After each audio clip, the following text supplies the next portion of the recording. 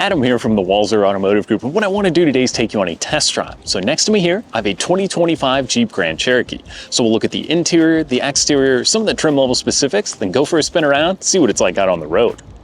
Okay, so now we're behind the wheel of the 2025 Jeep Grand Cherokee, and this is the limited trim, but this one also has the Lux Tech Group 2 package. So that adds a ton of really cool equipment. Now, there's lots of neat stuff in these vehicles. There's a ton of different trim levels, so it can get a little bit confusing. The limited is kind of going to be right in the middle. Now, there's also the Grand Cherokee L, which would add the third row, where these standard Grand Cherokees are just going to be a 2-row SUV.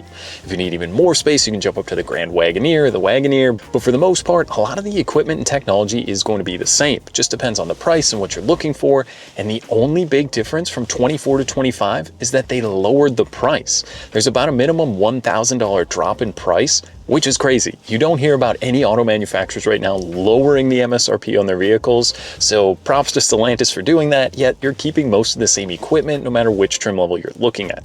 Now, the only one that didn't change would be the 4xe, which is going to be the plug-in hybrid model. But there's a lot of equipment here. I want to start with the infotainment screen. The Uconnect is one of my favorite out right now. It works so seamlessly. It's quick. There's no lag on the screen. I've also got my phone paired up because this one with that Lux Tech Group does come with the wireless charging. So I can put my phone down there, and then I've got wireless Apple CarPlay, or you can do Android Auto.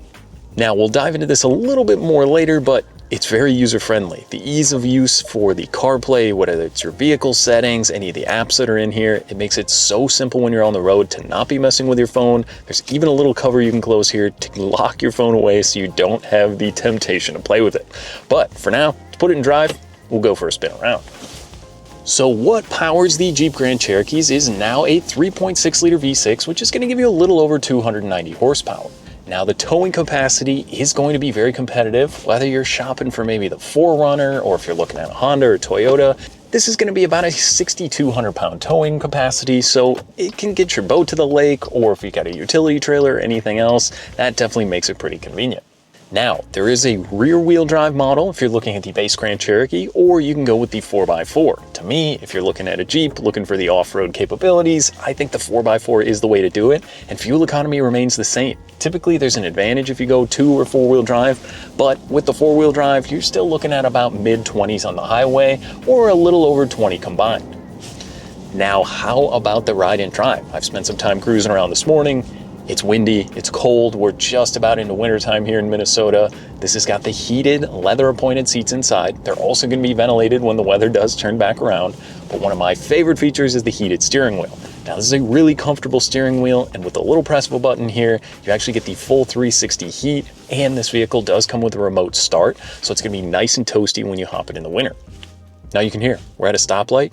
It went completely silent. With the auto start stop feature, it's seamless. Some vehicles, it's kind of a harsh transition when it shuts on or off, but I barely notice when I've been driving around today, and all that does is help you save a little bit of fuel at the pump. Now, like I said, the driving characteristics of this vehicle are great. I like this V6. If you put your foot down, it is no slouch. The thing revs up and goes, and it's very smooth and quiet out on the road.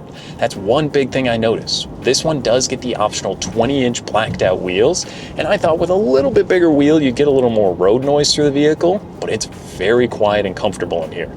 Again, when you're comparing it to other midsize or larger SUVs, this is definitely one of the smoother, more comfortable vehicles on the road. Now, on the exterior, this Limited gets some of the blacked out appointed trim, whether it's the badging around the vehicle, the grille, like I said, those blacked out 20-inch wheels. I think it does have a really good look to it, and it does come in some pretty cool colors. I like this kind of darker gray with the black accents. It works very nicely. And this one does get the black interior. So there's a few different interior options to select from. Whether you're going all the way up to the top tier trim level, you can add some pretty cool appointed interiors, but I think overall, the style, it matches. It's not overly aggressive or anything else on the exterior. It just works for an on or off-road vehicle. Now, inside, this Lux package adds a ton of cool stuff, like I mentioned before. The biggest thing being the panoramic sunroof up above. If you've got the kiddos in the back or you want to open up the darker interior, it definitely makes a difference, and certainly something I would want to opt for. Now, there's a lot of safety and technology in these vehicles. Like I mentioned, the Uconnect system is great, but with the safety paired into this, you can actually go into the vehicle settings and you can look through all the safety and driver assistance, whether it's emergency braking, lane active management, so that's going to help keep you in your lane, or an adaptive cruise control system, so you can set 4, 3, 2, 1 car length distance ahead of you, keep that distance. If you're eating up a lot of miles, run into the cabin, even just running around town, that's a pretty safe and convenient feature as well. Now, one thing that's really cool is the digital gauge cluster here. So there's a little button on the left of the steering wheel that kind of pulls up 5 blocks, and that way you can jump to your radio, to the navigation, you can go through some of your off-road settings if you want to look at some of that stuff, or it just makes it, pretty easy to keep track of your pertinent information. Whether that's your trip computer, or you can even switch to see different gauge styles. There's a ton of ways to configure that, and once you get it set up, it's really easy to use, being that it's right here on the steering wheel. And the other side is just going to be your standard cruise control or that adaptive cruise control.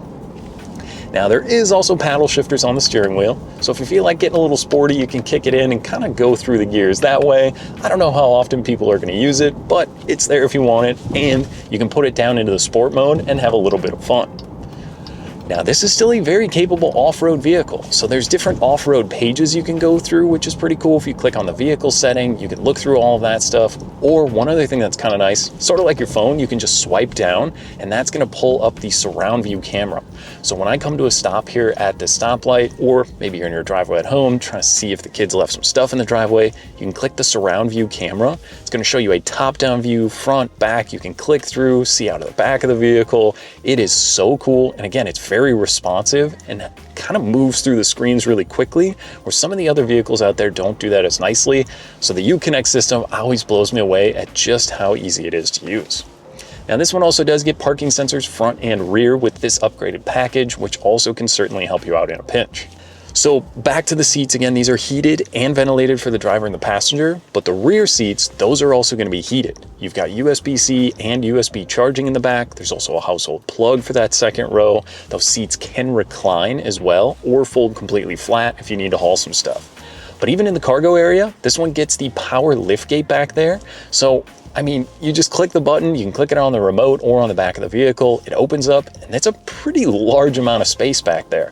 I was very surprised just how much room there was. I even had trouble reaching up to pull the headrest back up. So if you're looking to haul stuff, or like I said, if you want that third row, you can jump to the Grand Cherokee L to even get more space and more seating. This is a perfect daily driver. I love the seated position in here. I love the way that it handles on the road, and you have that in the back of your mind that it's perfectly off-road capable as well. So let's touch on the MSRP, or the pricing. Now, pricing for the Grand Cherokee is going to start around the $38,000 price range, and it can go up to about $65,000.